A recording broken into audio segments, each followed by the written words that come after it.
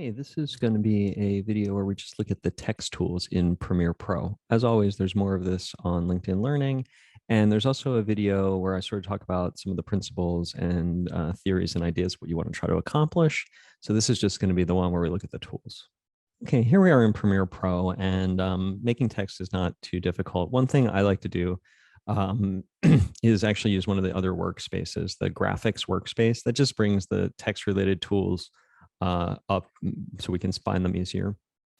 So you see it sort of moves things around, and we're going to have some different windows available to us.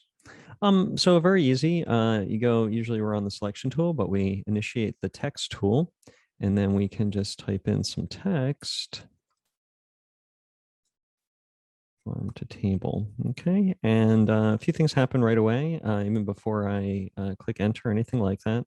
Notice that a new clip forms here. See that? This exists as a clip, and you can move it around like a clip.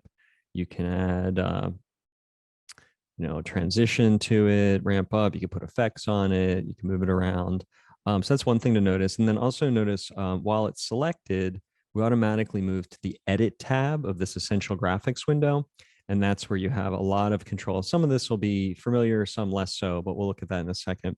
So I do want to point out that you can continue to type into this, and with the regular selection tool, you can move it around and reposition it where you want it.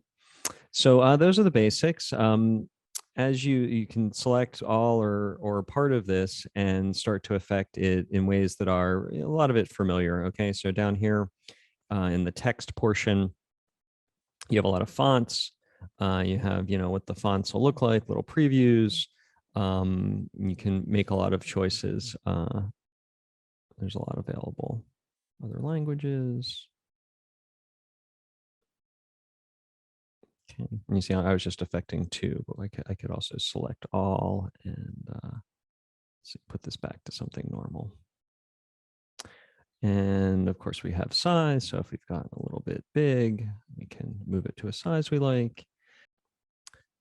So you have lots of choices that'll be familiar. So I'll do that. And some that are a little different, particularly down here, you have the opportunity to add a drop shadow. And you can probably see that very subtly as I add it. It just gets that little pop, which I like.